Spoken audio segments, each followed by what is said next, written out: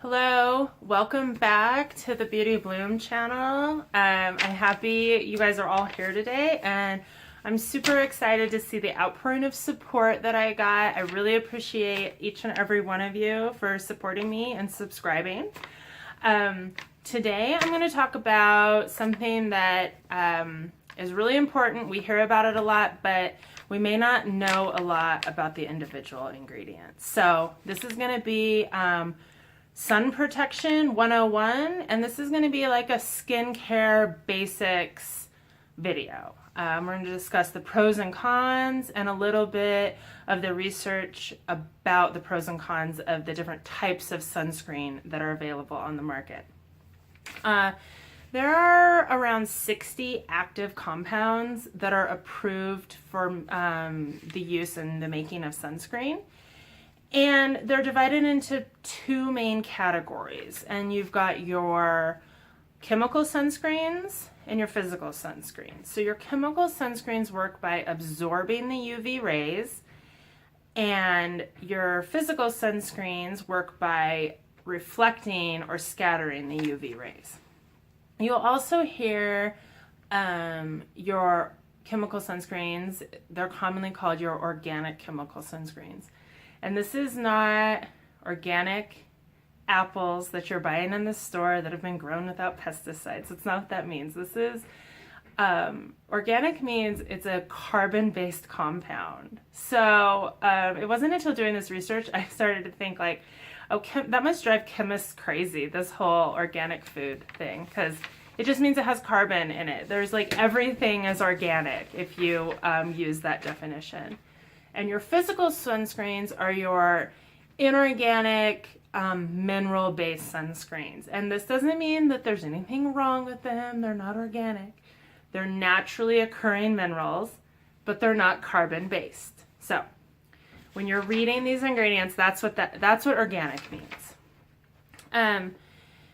I used to just be pleased if I remembered to wear sunscreen. I didn't really think a lot about the ingredients. If it's, on the market, it's probably safe. I'm doing more help than harm by wearing sunscreen. I may try to make sure I put sunscreen on my child. That's the right thing to do. So until I researched a specific product that had chemical sunscreens in it, I hadn't paid a lot of attention to the effects of these sunscreens. And after researching chemical sunscreens, I changed my mind about that. And I'm going to just talk about why. So the research around chemical sunscreens has found most of them, there's a lot of them, and they have numerous synonyms. So if you're not sure, I would just look it up online. EWG is a great place to go to kind of get the list of synonyms. They go by numerous names, but the research is pretty consistent. Most of them have been found to have endocrine disrupting effects.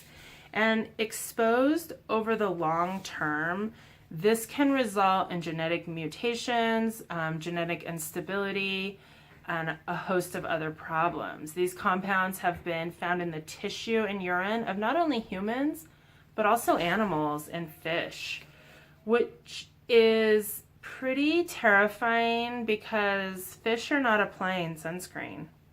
Our animals are not applying sunscreen.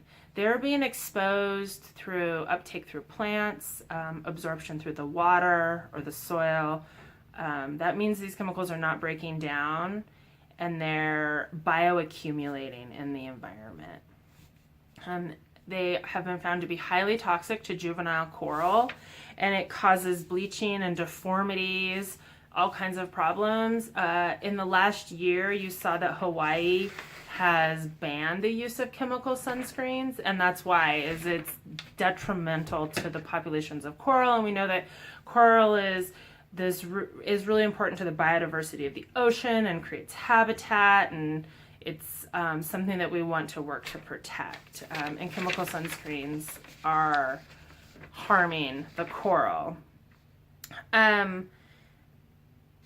The other thing that really helped change my mind was a study that looked at the effects after you've been wearing the product for a while. So all the manufacturer's recommendations talk about reapplying after you've been in the water or after a certain amount of time. I'll be honest, I don't really do that. If I put the sunscreen on, we're going to the lake, I put sunscreen on, I go out, I'm like, yes, I did my duty. I put on sunscreen. I'm protected. But they looked at after 60 minutes, after the product started to degrade, and they looked at the number of reactive oxygen species in the skin. So these are your free radicals that are actually damaging your skin. And after 60 minutes, the control had less reactive oxygen species than the treated skin. So that means that if you're not reapplying based on your manufacturer's recommendations or, more often, that you're doing more harm to your skin than wearing no sun protection at all. That's very telling. And once I started thinking about personally, the risks of reapplying and being exposed to endocrine disruptors and exposing the environment to these compounds that bioaccumulate, and running the risk of, if you don't reapply often, you're actually creating more damage, I started thinking about, okay, I need to find some alternatives. So what other kinds of sunscreens are there? And so we have inorganic mineral sunscreens, and this is primarily zinc and titanium oxide. These are natural occurring minerals that, instead of absorbing the UV rays, they work to reflect or scatter UV rays. They are broad spectrum, naturally. That means they reflect UVA and UVB rays. And research has found limited evidence of penetration. And where they did find effects of penetration, it was not transdermal. So it was just into the outer layer of the skin, the epidermis. There is some concern. I looked for recent research, and there is some concern of nanoparticles. So these are your smaller particles absorbing into the skin. But they've tested with different solutions, and so they found that a water-based solution has less absorption into the skin. And this is probably because oil-based solutions tend to absorb into your skin better.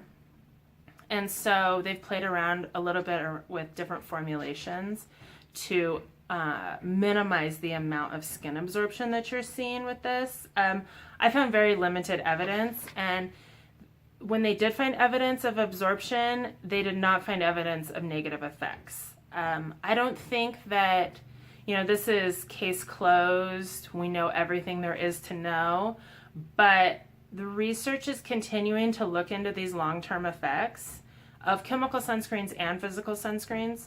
So just kind of stay attuned to what's going on with the research to make your decisions going forward.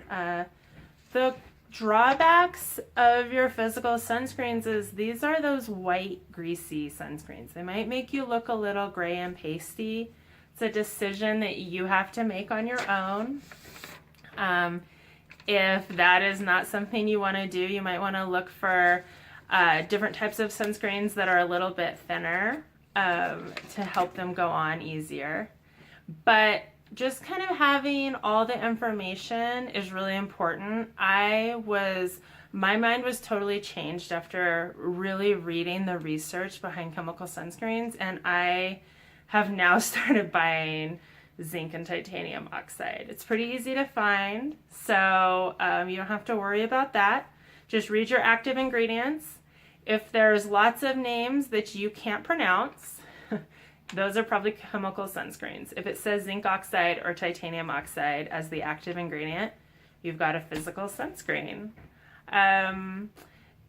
If you guys like this video, please subscribe to see what else I'm doing. I'm going to drop new videos every Sunday. And hop over to Instagram. I'm on Instagram at Erin's Beauty Bloom. You can follow me there. and I'll be providing some updates, more information about research I'm doing, and I will see everybody next time.